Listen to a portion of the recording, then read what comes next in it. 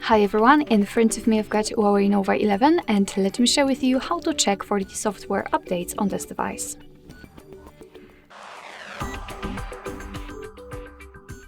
So first of all, we have to enter the settings and then let's scroll down to the very bottom in order to find system and updates.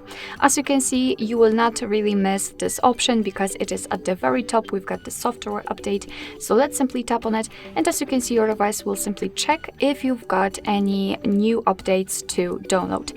And if not, you will have this information that your software is up to date.